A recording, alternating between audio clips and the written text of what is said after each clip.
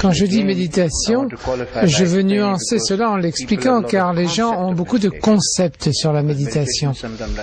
La méditation, c'est parfois comme s'asseoir là, dire Om, brûler de l'encens, dire des mantras. Bien sûr, cela est une forme de méditation, mais la méditation, c'est beaucoup plus que cela. Beaucoup plus que cela. Ultimement, la méditation, c'est un moyen habile pour éveiller, car comme notre esprit est distrait, la distraction est la cause racine de tous nos problèmes.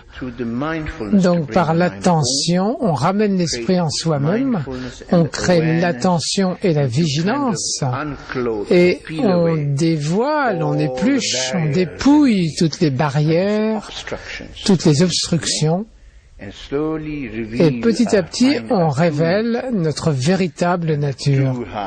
Notre cœur véritable, notre nature fondamentale, la compassion et la sagesse. Et c'est ça la méditation. Et ultimement, on atteint la réalisation de la nature de l'esprit. Quand on parle du point de vue le plus élevé, du point de vue... Certains d'entre vous ont entendu parler des enseignements du Mahamudra et du Dzogchen, qui sont les enseignements les plus élevés de la tradition tibétaine. Là, quand on parle de la méditation de ce point de vue, on dit que la méditation consiste à demeurer dans la reconnaissance de notre nature véritable.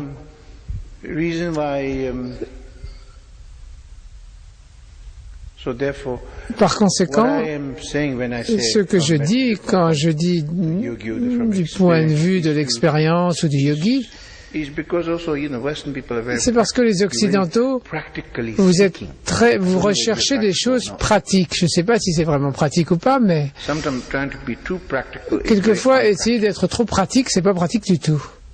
Mais au moins, nous essayons d'avoir l'esprit pratique, comment je peux me relier, comment le faire vraiment, comment être là, comme disent les Américains, comment être sur le terrain.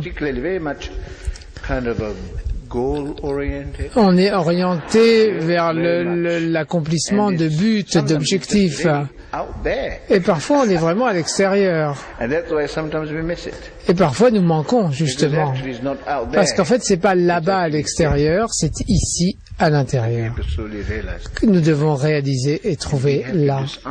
Et nous devons désarmer notre propre négativité, notre propre agressivité. Il y a une façon de le faire. C'est extraordinaire. Parfois, nous sommes tellement de personnes en même temps. À un certain moment, nous sommes cet être agressif, négatif. Nous pouvons l'être. Mais au même moment, nous pouvons être une personne merveilleuse. Car nous avons la lumière et l'ombre. Le but du chemin spirituel, c'est de vous enseigner quoi adopter et quoi abandonner. Abandonner l'aspect négatif de nous-mêmes et adopter les aspects sains et positifs de votre être. Ce qui est un choix, en fait, c'est un choix. Donc nous devons être éduqués, de devenir conscients, être conscients. Car parfois, nous ne savons pas comment faire les choix, car nous n'avons pas la sagesse du discernement. Donc nous ne pouvons pas discerner, car nous n'avons pas cette sagesse. Et cette sagesse, par les enseignements, nous devons la cultiver en nous-mêmes, ainsi d'en venir à discerner en nous-mêmes. Ce n'est pas que quelqu'un nous dise quoi faire ou ne pas faire, c'est à nous de le découvrir. Est-ce que c'est clair?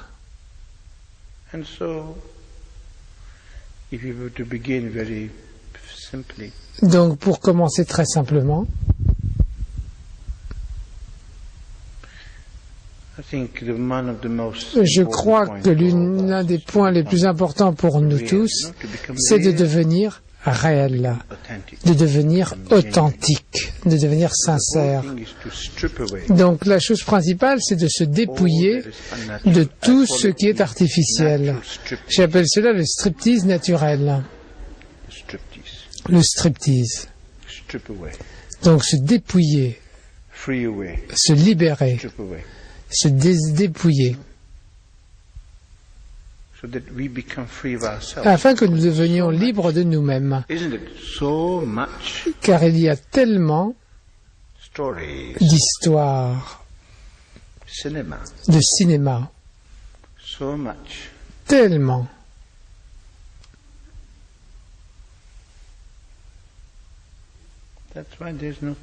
C'est pourquoi nous n'avons pas de paix.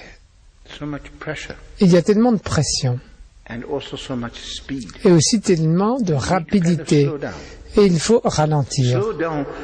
Ralentir, ça ne veut pas dire que devenir à l'extrême, quelqu'un d'extrêmement lent. Comprenez-vous? C'est plutôt quand vous êtes très spacieux, parfois on peut devenir très efficace. On peut accomplir beaucoup en une durée de temps très courte. Car parfois vous remarquerez que votre vie est remplie d'activités, vous faites tellement de choses, on fait tellement de choses que quand on se pose des questions, à quoi ça sert? Qu'est-ce que ça m'apporte ultimement? Parfois on fait simplement, c'est juste de l'activité, seulement de l'activité. Parfois, par exemple, vous êtes chez vous en vacances et le simple fait de parcourir toute la maison vous prend toute la journée. Et il y a plein de choses à faire, toujours du désordre, à ranger. Bon, si vous n'étiez pas là, il n'y aurait pas de maison, pas de désordre. Mais dès que vous arrivez dans une maison propre, vous dérangez et vous devez nettoyer. Et ça devient un cercle vicieux. D'une façon amusante, finalement on tourne en rond. Et apparemment on accomplit énormément de choses, mais au bout du compte, qu'avons-nous accompli? Parfois, nous devrions nous poser cette question. Il y a des choses que nous devons faire, c'est inévitable, mais parfois, nous nous laissons emporter sans attention. Nous devons simplifier. Et vraiment nous poser cette question. Quel est vraiment le plus important? C'est pourquoi être confronté à la mort, se mettre en accord avec la mort, nous permet de trier nos priorités, car nous réalisons que nous pourrions mourir n'importe quand. Nous savons que nous allons mourir un jour, mais nous ne savons pas quand. Nous ne pouvons jamais dire quand nous allons mourir. C'est complètement imprévisible. Mourir est très simple, comme je le dis toujours. Vous expirez, vous ne pouvez pas inspirer, c'est la mort. C'est une des raisons pour lesquelles, quand vous êtes confronté à la mort, vous êtes confronté à la vie. Vous êtes confronté à vous-même. Et vous en venez à faire le tri dans vos priorités et à voir si vous avez vraiment une vie. En un sens, on peut être très affairé, confus, mais à l'instant suivant, si vous savez comment vous arrêter, faire une pause, ou revenir chez soi, tranquillement, simplement, tranquillement, très simplement.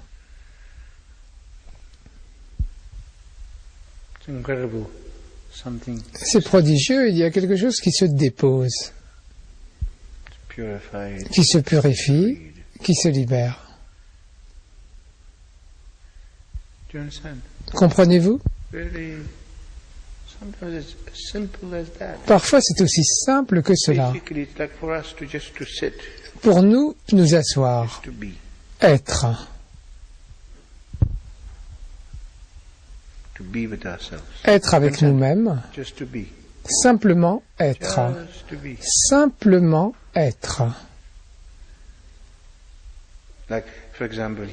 Par exemple, ici, alors que je viens et que je m'assois devant vous, je m'assois ainsi, et les choses se dissolvent. Comprenez-vous? Cela fond. Votre esprit ordinaire, vos soucis ordinaires se dissolvent et il y a un sens de transcendance également.